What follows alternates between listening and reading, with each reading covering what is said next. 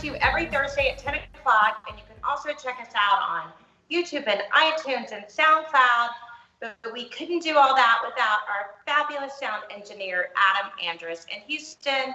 Round of applause for Adam. Yes, exactly. But today we are hosting Kimberly Phipps-Nichol, and she's a trained and licensed designer and planner of healthy commercial workspaces and inspiring public places. She moved from Florida to California and stayed out west for 18 years before moving to Houston in 2012.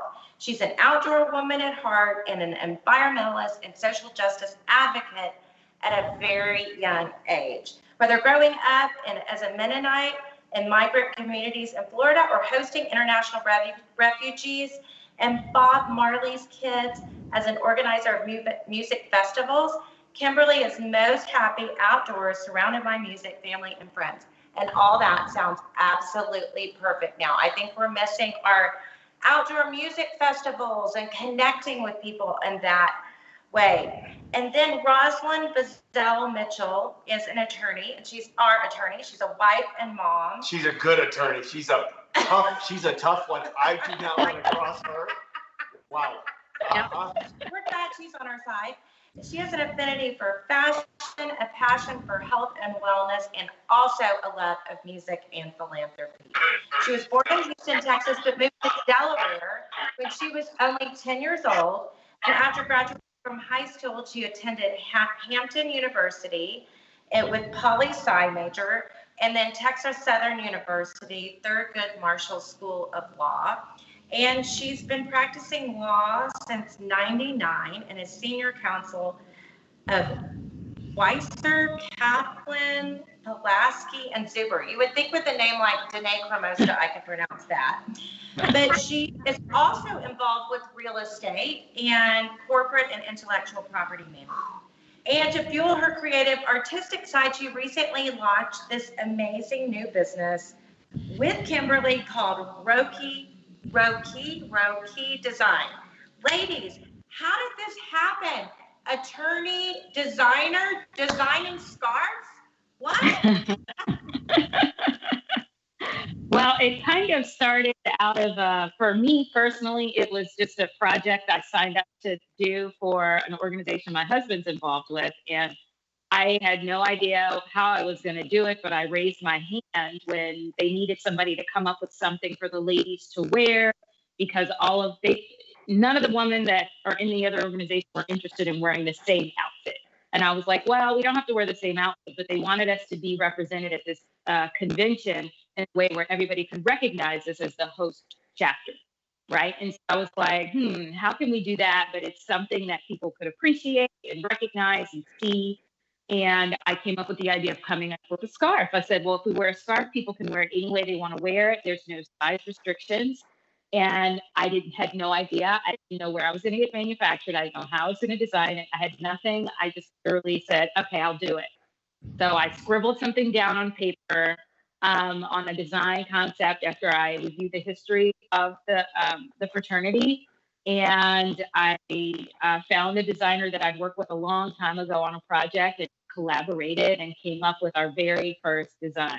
And so shortly after that, I just wanted to kind of see how it went, and everybody loved it, thankfully, because I spent a lot of time and effort in doing it.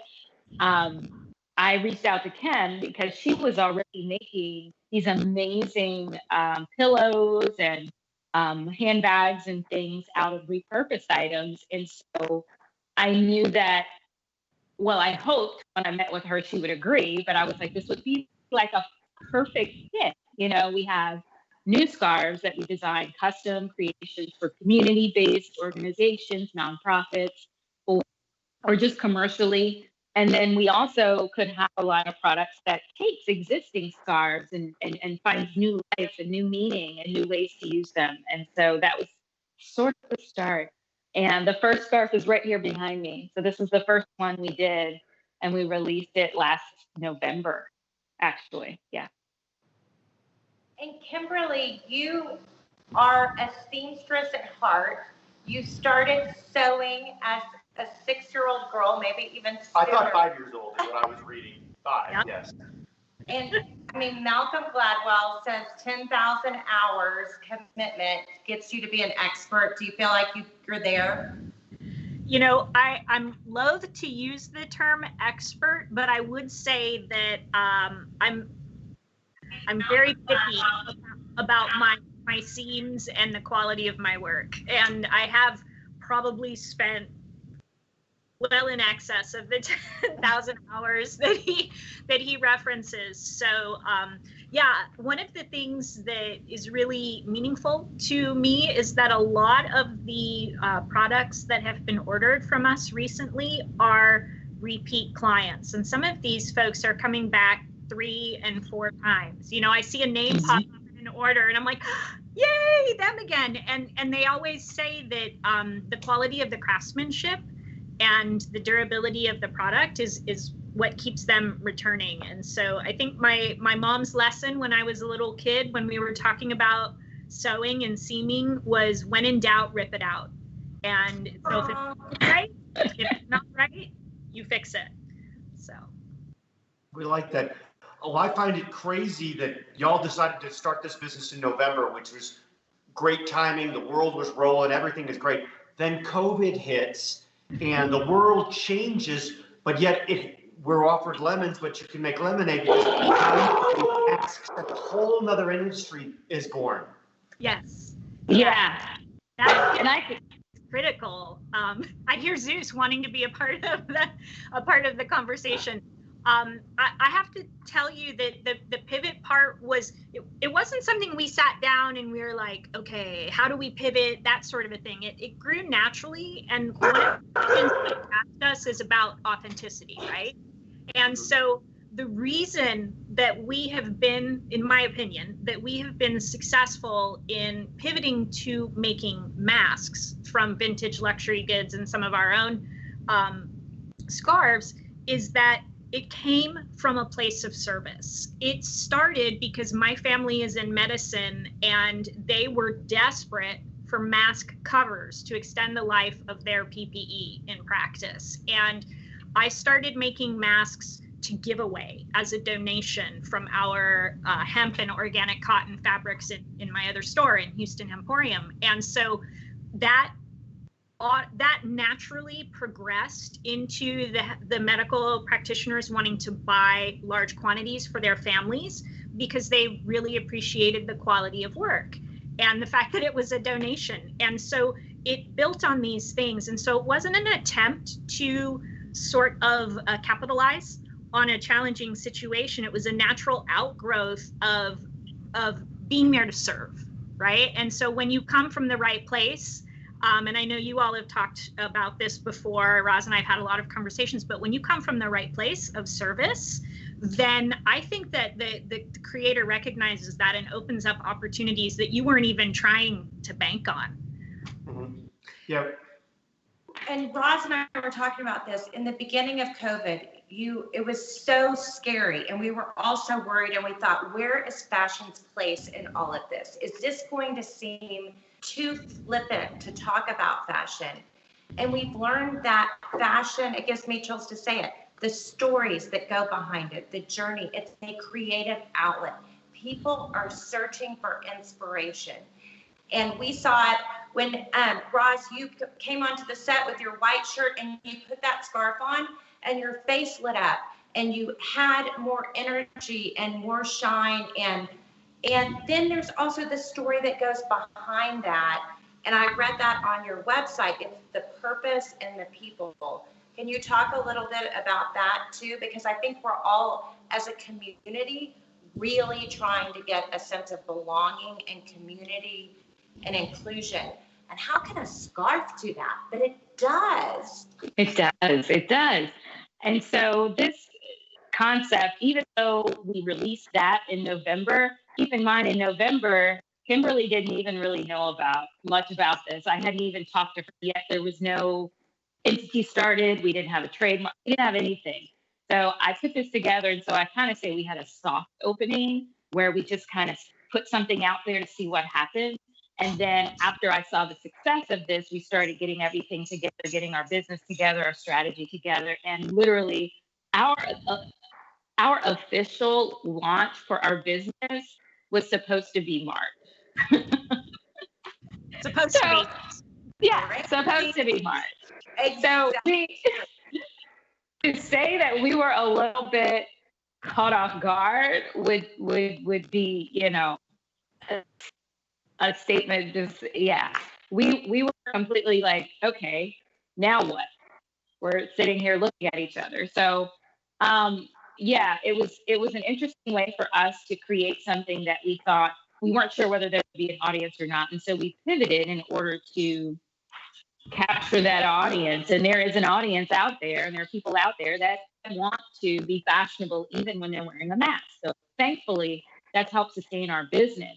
But the true foundation of what we wanted to bring to the table was based on purpose, people, and repurpose. And the purpose part is both Kimberly and I have really strong relationships in certain organizations and certain community efforts. And so I personally have been very heavily involved with the American Heart Association, Harmon Park Conservancy, and a couple of other nonprofits, Project Row Houses here in Houston. And so I wanted to find, and in doing a lot of the work that I do as a volunteer with some of these organizations, I did reach out to some of the other scarf creators and owners, and I was always asking for donations and could you do this and could you do that?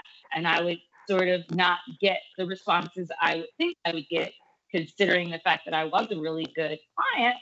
And so I felt like there was a need for that, and it didn't have to be a scarf. It could have been anything. But I wanted to be able to bring something in an artistic way that could be worn, that was affordable, that people could support, not only and get something beautiful, but they could also support an organization that they love. And so that is the purpose side. We literally create from custom designs. We work with artists throughout the world to come up with something that really tells the story or is meaningful in a way and represents that organization. And then the people side is there's so many artists throughout the United States and throughout the world that you may not know, that you may not know anything about. And especially here in Houston, we have a huge artist community. We wanted to give them the benefit of having something that they could have available that is not, you know, a $1,000 piece of artwork, but it's, you know, $100 to $300 scarf. Somebody could have their piece, or they get more recognition and get more visibility in a new way and with a new audience, a more fashionable audience. But now they see this artwork on, you know, and so that was the people side of it. And so we've worked with some local artists and we've worked with some artists internationally in order to create some designs we think are absolutely beautiful. And so this is still a work in progress for us. So now you're designing your scarves, and I understand the silk screening process. And do you have these manufactured in the U.S. with the multiple colors and the multiple screens? And is that whole process still how it's done? So we are currently manufacturing in China and in Italy. Okay. And so clearly COVID affected that as well. And so we literally, like the week after, it was like right before Italy shut down, one of our shipments that we had to have came out, and we were like, oh, thank goodness, because 3 or 4 days after they put it in DHL to send it to us, Italy completely shut down due to the pandemic. And we were like, oh my gosh. Again, we were trying to prepare for March. And so it was the scarf that we wanted to do for March, which was for the March of Dimes, of course, event. Just this.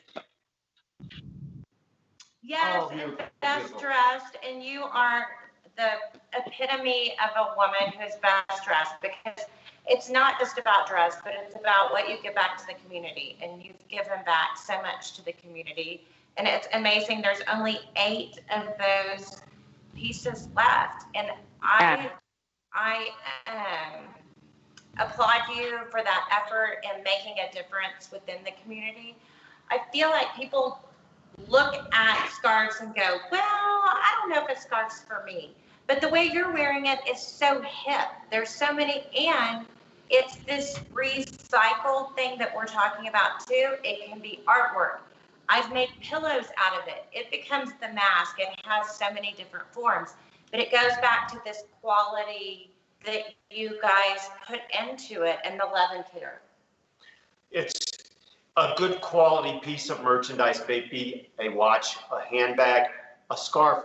It'll last forever. We have some Hermes scarves that we bought from customers that are 40 years old, that are timeless, that are still beautiful. It shows the world different because the artwork on it is a little different perspective of how the world looks compared to now. But quality and all that is just so important. And the passion you two have is just, you bubble. It's nice to see. Because if you are happy at what you do at work, you don't work a day in your life. And I see the passion you have when you're trying to save our butts as an attorney, okay? I'm just saying, I'm not going to cross you. It's the second time I've said this. I'm not going to be on your bad side. But it's you two just glow. I mean, all I see are smiles and teeth right now while you're doing this, which is great. I mean, it's fun to see people that are happy doing what they do and giving back, because we've learned, and you said it earlier too, when you give back, it seems to come back tenfold. And even when you're not trying, because we gave out masks as just to give them away at the beginning, because I didn't want to make money on this whole COVID thing. It's not where we are coming from.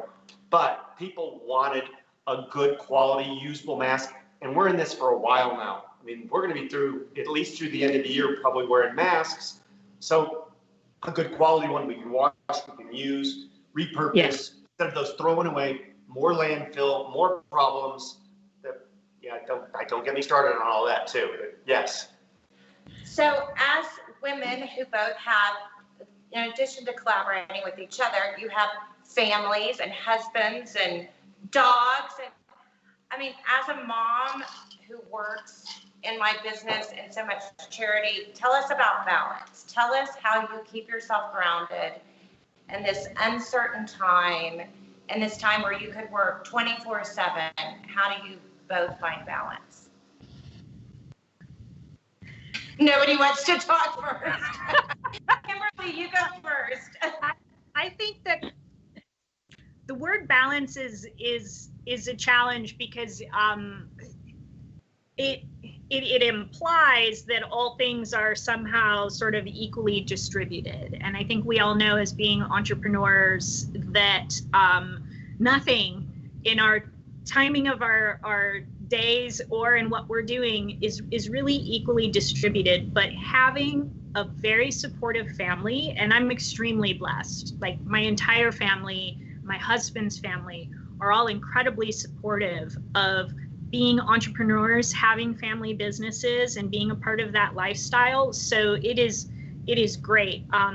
I'm not working 24/7, but I will say sometimes, I'm drifting off to sleep and I'm thinking about that latest scarf I just washed up and the fun things I'm going to do with it. But it's having great communication and a lot of respect for each other that allows us to truly have this flexibility and to do these things, because there's no way I could work in the corporate world anymore. I did that. And being an entrepreneur is I'm not sure that balance is the right word, but I will say flexibility and flow, because sometimes, like last week, it was really quiet and we didn't have a lot of orders. And so it was one of those impromptu opportunities to say, I'm not going into the studio for 2 days, and you may not have that flexibility when you're working for someone else. You can have some self-care days. And then the next week we get a significant volume of orders, which we would not have expected. So it's also being responsive in the flow. Yeah, I would totally agree with everything Kimberly said. And so I always use a quote that I got from, I don't know if you know Jill Jewett here in Houston. She's the daughter of one of the Finger family brothers. Anyway, had lunch with Jill Jewett a long time ago, and she could see that I was struggling sort of with the whole family and the balance and the work and stuff. She said, honey, let me tell you something. Yeah. There is no balance. So just throw it all the way out the window. Forget about that. There's no way possible for you to give 100% at work, 100% to your family, 100% to yourself, 100% to, she's like, there's just no way. So what you have to do is give everything that you can in the moment, in the time, the best of yourself, and feel good about what you can do in that moment. If you stay, open and, like Kimberly was saying, flexible, then you're able to appreciate those moments with whatever you're doing, with whomever you're doing and whatever you're doing it for. Whether I'm working with a client, you focus 100%. Whether I'm with my family, I focus with them. That way, I'm giving them my attention at that moment and in that time, and I appreciate it, and I remember those moments, and I learn and grow from them daily. I'm also lucky. I'm working, as an attorney still, but I'm also grown into working in a way that allows me to allow my creative side. Because I honestly, people are like, well, do you like practicing law? I'm like, I love practicing law. I love doing that. It's not that I don't like it. It's just that I also have this little creative side that I have within me that's like burning inside a little bubble. And a lot of people think, they're like, oh, well, I've seen all this other stuff. I don't think you're practicing law anymore. I'm like, well, one thing you got to remember about lawyers is everything we do is confidential. So I can't get on Facebook. Exactly. And talk about it Today. Exactly. I was like, so no, you don't hear me talking about it on Facebook or on Instagram or anything else, or even just publicly, because what I do is confidential. So I work for my clients, and then, in the evenings and on the weekends, I do other things to kind of keep that sort of creative side going and keep that flexibility in my life and in my heart so that I can kind of stay happy. It helps me stay happy. And I love the quote that you said. It's from Philippians 2, verse 3-4. Do nothing from rivalry or conceit, but in humility count others more significant than yourselves. Let each of you look not only to his own interest, but also to the interest of others. And to me, that goes so back to your statements on your website. The purpose is to represent a custom line of scarves created to fulfill a purpose and support an organization that benefits the community. So again, you're about people and purpose. And correct. I think it's been interesting for me because people can see me and I'm always dressed up and I love fashion and style, and they think maybe that I'm not deep or I don't have meaning. And what I've always tried to do with my position is take that position of fashion and style and creativity that you can help other people, but do it for charities. And so with your free time, you're doing it. Free time. I heard that word, free time. Exactly, yes. Because we've had this conversation before. I think the reality is that anyone who wants to be an entrepreneur know that they should love what they're doing, because it will be all of you. And now we even have our 13-year-old daughter, Bella, doing our Pinterest account. And she's been checking my Instagram messages for me and responding. But we wanted to give her a little bit of purpose instead of being just on TikTok. And there's a way, we've taken TikTok away now. We have.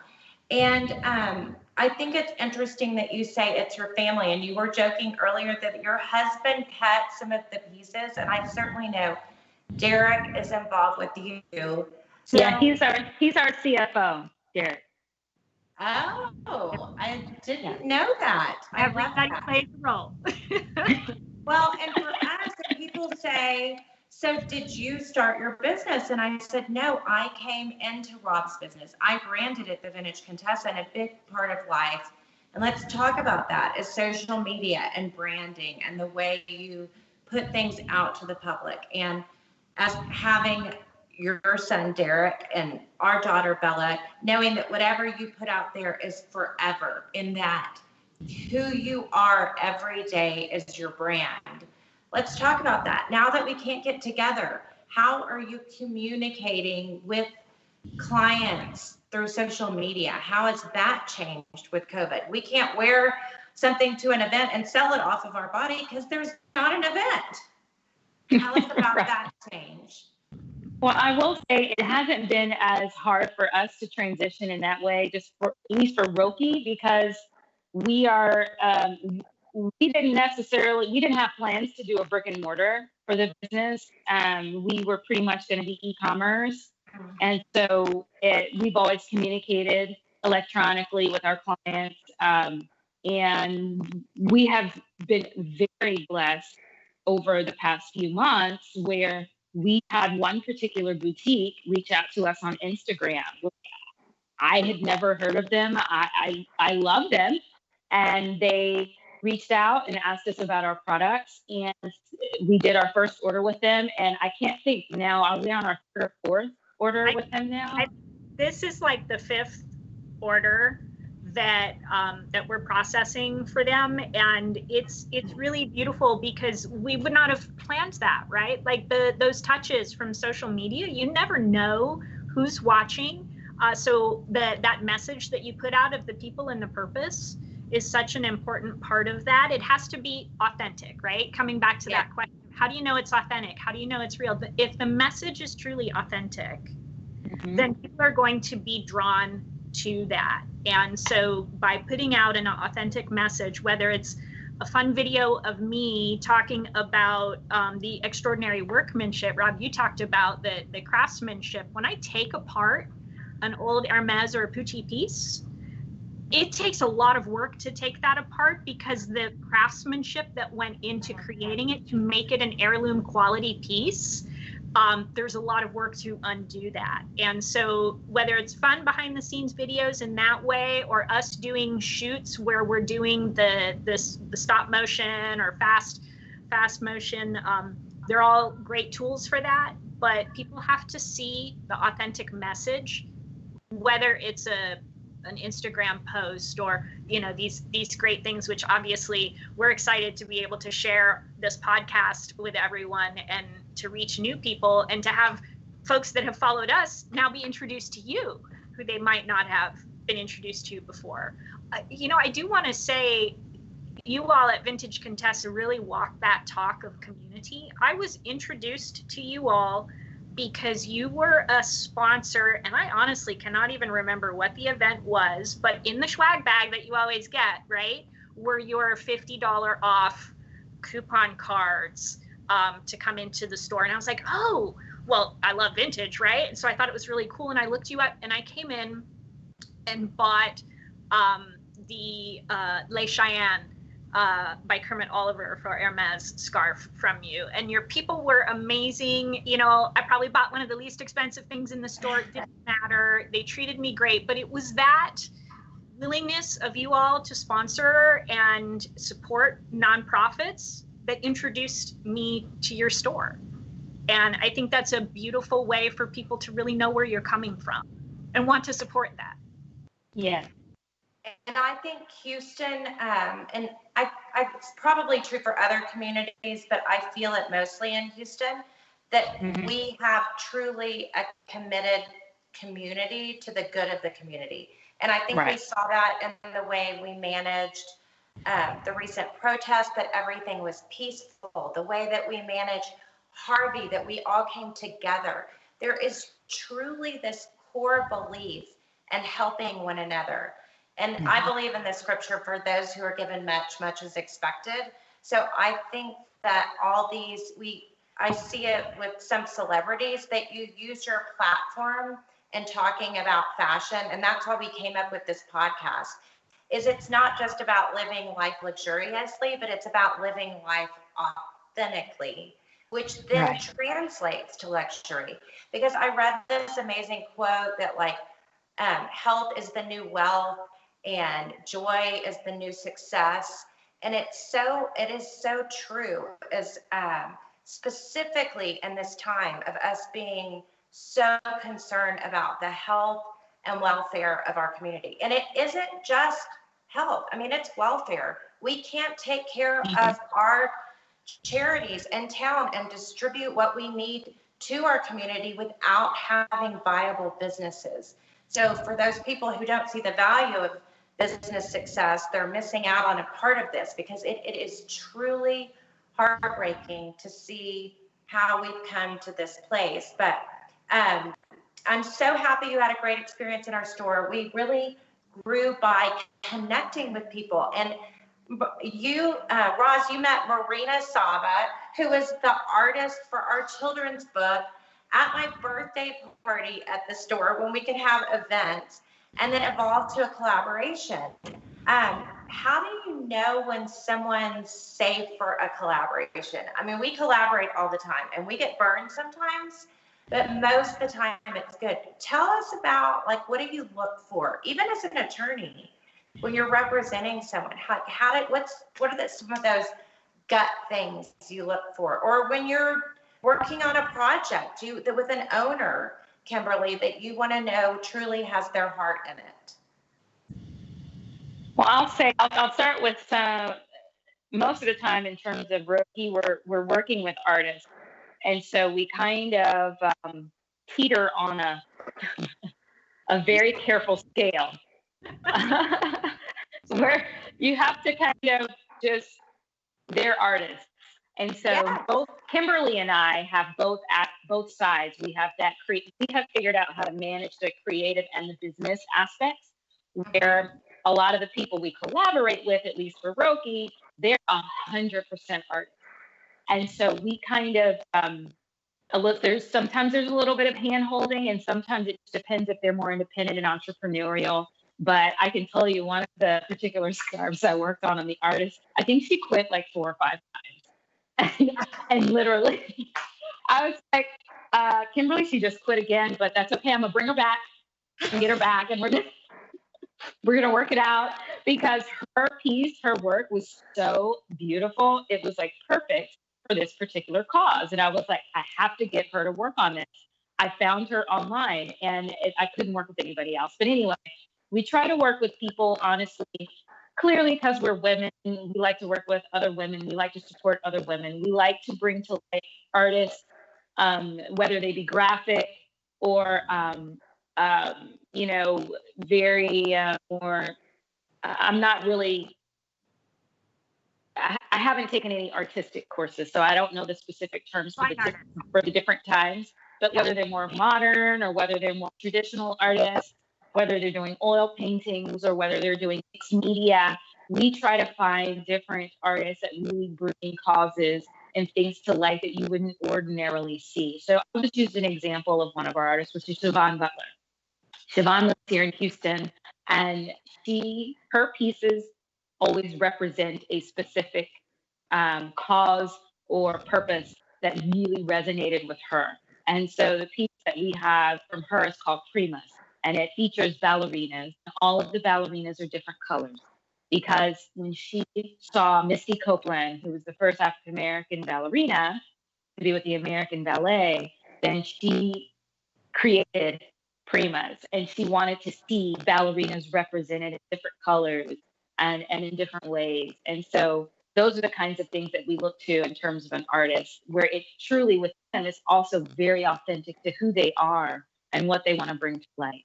As an attorney, we just want to work with people that, we can, I meet people all the time, and I just, I'm pretty open to trying to figure out how to work through people's issues and resolve them for them.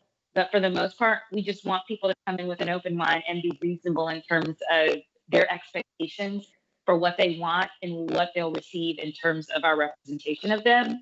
I sort of have I don't know what it is. Maybe it's because I think I have a generally sweet personality just socially, but I think I'm a lot to deal with if you know me, from a business standpoint. And so I have a tendency to get a lot of clients that are very difficult as well, because for some reason I seem to be able to get along with them and keep them happy. And so, I don't think there's one or the other. It's just, learning how to give service, learning how to figure out how to work with people, whether they're very, type A, high priority and have a lot of needs, or they may be low needs. I do my best to be of service to everybody that I work with. And again, I try to give them my best in that moment and in that time. Yeah. For projects, because in the built environment, we have to design something that really tells the story. And that's why my husband, Tom, he actually, on my LinkedIn profile, he put a title of Design Raconteur, because the raconteur is really the storyteller, right? They're the keeper of knowledge of what's going on. And my job is to tell the story of the client. So when we meet with people for the first time and we start talking about their goals on a project and what they want to accomplish, I will tell them straight up if I'm not the right person to tell their story, because there are some people in some businesses that I simply cannot authentically translate the built environment, whether it's just because I don't resonate with the message or I really have issue with what those people are doing. And so I just respectfully say, I'm not the right person for you, but here's 3 names and numbers of people that you might want to reach out to that might be a great fit.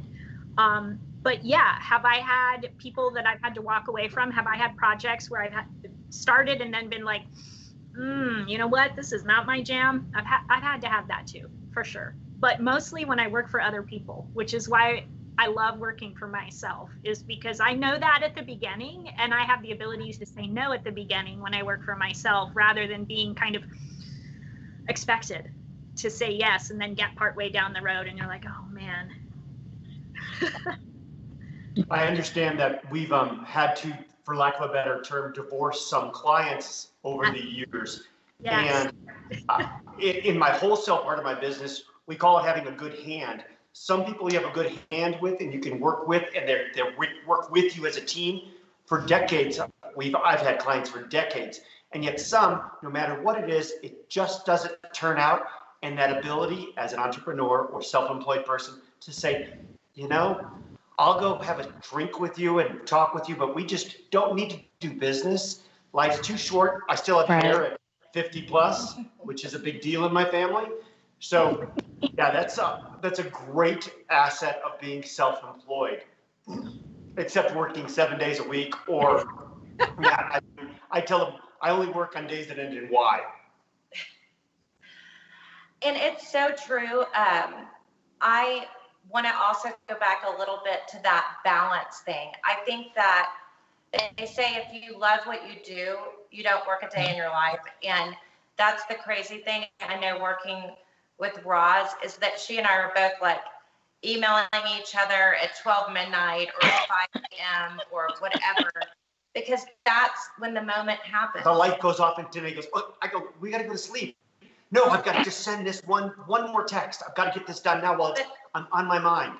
So we get to be here and we get to have, like you're saying, you get to have more flexibility, but with that also comes more responsibility because you're constantly on. And no matter where we are or who we're meeting with, we're thinking about our business because it's a baby too that has to be fed, and we have employees that we have to take care of, and that's our responsibility to them. And let's talk more about this recycle, repurpose, all of that. That's been a great, we talked before about both of us being lead APs, and I was in the construction industry for 22 years before I became the Vintage Contessa. And I also feel blessed to be at 40 years old, I'm now 52, to have started a business. And so many women are coming together to launch their passions. And my passion was fashion. I know that's dorky, but I think both of you guys, it's the same thing. But, and I loved finding that thing that had the story. If the handbag could talk, and tell me the journey it's been on.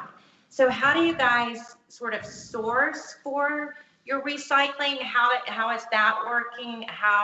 What's this, tell us a little bit about that process and how you're finding things now that vintage is so cool. Like everybody wants to be thrifting and vintage shopping. You know, we're very fortunate because I'm not just looking for vintage, but I'm usually looking for vintage items that have seen better days.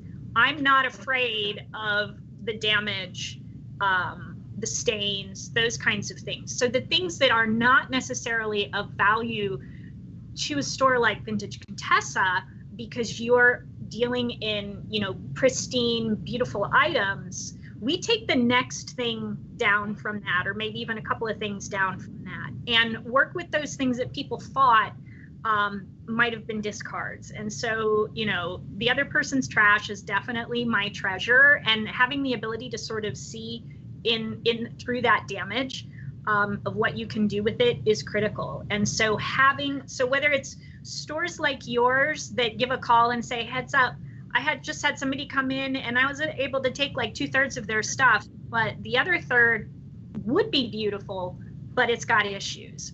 Or I have another girlfriend who tattoo at Couture Blowout. She has a lot of clothing, right? And so she'll call and say, hey, I just had somebody come in with this incredible Pucci dress, but I can't sell it. It's got damage. And so by having those relationships with small local businesses, that's extremely helpful for us because we have people who are already savvy what we're doing that are thinking of us. So we're top of mind for them for things that aren't perfect for them. And then I've had some both regional and international dealers that I've worked with for a long time that I know are, they're fair, they deliver quality product, their product is always authentic, and I don't have to worry about doing my own due diligence after I've put money out on something.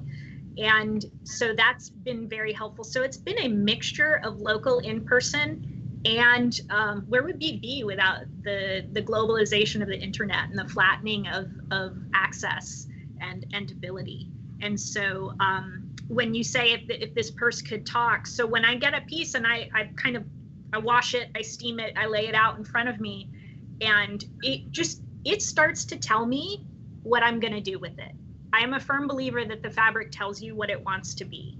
And so when I spend time with a textile, whether it's the specialty of the weave of a plain looking textile or whether it's the artistic print of the Hermes and the Puccis, as I start to work with it, it's kind of like, divining it and sort of asking it to tell me what it thinks its best use is. And I can usually fairly quickly work around whatever damage there is, I'll mark it and then let other pieces come up with it. And so I never know from one scarf to the next what I'm going to do with it until I lay it out and it sort of speaks to you.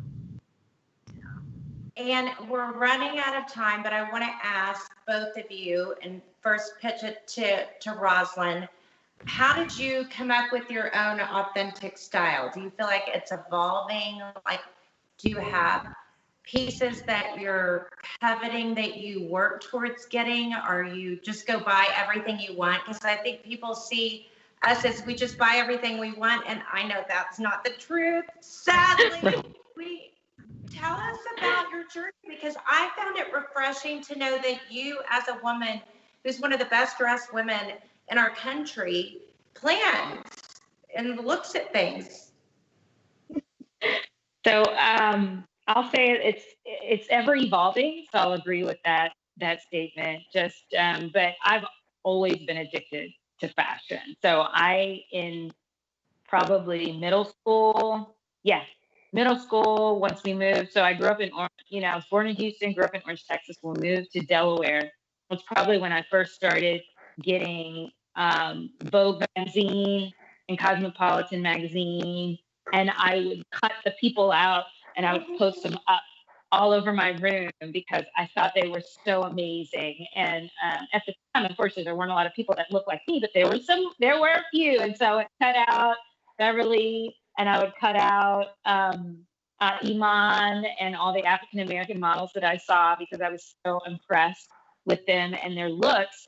And I would say probably it started with handbags. And so for me, accessories has always been a really, really big thing because I feel like with an accessory, you can basically recreate an entire outfit and make it look luxurious, even if you bought it from Walmart. You can take anything you want and kind of dress it up with a scarf or a bag or the right shoe or the right belt. And there's multiple uses you can make with that versus if you just have a really expensive dress, wear that dress and you're kind of like, okay, can I wear that again and again and again and again? And you've spent a lot of money on it. So it started with handbags. I'd probably say my first handbag that I recall getting that was branded was back in the day, and I'm about to show my age. It was the Liz Claiborne with the Liz Claiborne logo on it. Yes. Yes, and I had the crossbody. I love And that. yeah, but then I took a leap from Liz Claiborne to MCM. So Oh, yeah, wow. and this was the middle school. So I wanted an MCM bag, and I demanded it from my parents. My parents said no, and so I got a job, and I started babysitting. At the time, I thought I was babysitting. I now know I was pretty much a nanny for a little boy, and I saved my money up, and I bought my first MCM high-end handbag from Macy's, and then it grew from there. It went from that to Coach, to Dooney and Burke, to Gucci. To it kind of skyrocketed after that and until today. And so do I get everything I want anytime I want it? Absolutely not. I have a process in my closet. I haven't been very good at it recently, but you're reminding me I need to get back to it, which is one thing in, one thing out. And so whether it's a dress or a handbag or a shoe, I've been really good with the accessories. It's harder with the clothing just because it is what it is. But if I buy a new handbag, I usually have already given away or sold or done something with a handbag that I already have. If I'm buying a new dress, I usually try to make sure, oh, well, I've already sold a couple of dresses. And so I do a lot of sales through this consignment source, Tracy online. And I sell a lot of the really nicer dresses and things like that online. And so I try to go in and out. And I also try to just reinvigorate or change things that I already have. So I may have a gown that I wore 2 years ago, and I may take the sleeves off, or I may cut the skirt, or I may do something different to make it look brand spanking new when it's the same old dress that I bought 2 or 3 years ago from Tootsie's. So I love it. Kimberly? So I didn't grow up very stylishly. In a very religious community, it was more so just about like being an authentic person. And so I felt like as I grew up and really started admiring designs like Pucci for me, because from the graphic perspective, from the lines, everything about Emilio's work is masterful. And so for me, it was being drawn to the design of what I was seeing. And so I definitely work to earn what I want. You know, if I identify something in particular, like a couple of years ago, I was taking a women in leadership course from Cornell. And so I told myself, when I finish this, I will have earned this particular item. Right. And so it's not a huge driver for me to finish because I'm a high internal drive person, but it's giving oneself permission to say, I've earned this. It is really important. And I don't have a particular aesthetic. I have a significant collection of vintage clothing, simply because I was very fortunate to be around people. One of them was actually one of the first Asian American models that Magnin used back in the 60s. Wow. She was my first, I guess you call it grandmother-in-law from my first husband, and was a model and socialite, and I was blessed to take care of her in the last week of her life. And she said, go through my closet. You have to model everything for me, but go through my closet, and if you'll use it, you can have it. And so that was a really wonderful way to kind of like start collecting and really appreciating specific pieces. So for me, it's like it has to really represent how I'm feeling or that authenticity. But finding pieces that I resonate with artistically is key. And we've found that with almost every fashionable woman and man I've ever interviewed. It's about collecting pieces when you travel, having a memory, we see it so much with the pieces that people buy from us. It's to commemorate, now that we can't have parties and events to commemorate a birthday, it's about a special gift or something that has a heritage that can also be passed on to other people. And I tell the story about my first Hermes scarf was from 1992. I bought it in Paris, and now it's a pillow in our entryway. And I get to see it every day. And I remember that trip with my girlfriend, and I remember going in, and that was my first orange box, and just feeling like it was incredible. And I too started with a handbag addiction as a young girl. My dad would go to Italy on buying trips, and he would bring back Gucci bags for my mom and I from the duty free. And my first bag that I bought, and I remember my hand shook, I bought it from Foley's. It was a Dooney Burke for $223. I saved all the money I made working at the Limited all summer, and my hand shook that I was paying $223.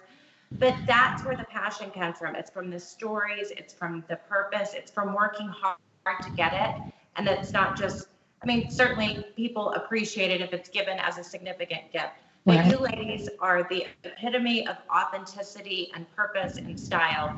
And it's been such an honor to meet with you and talk to you and hear your inspiring stories of creativity and connection and collaboration. And we are excited to launch our giveaway this week. You guys have another giveaway, because I'm famous because I get to give away something every week. It just fills my heart. No, it does. No, but it's... So people will follow you on Instagram and Facebook and tag 2 friends. Follow us on Instagram and tag 2 friends, and then like our YouTube.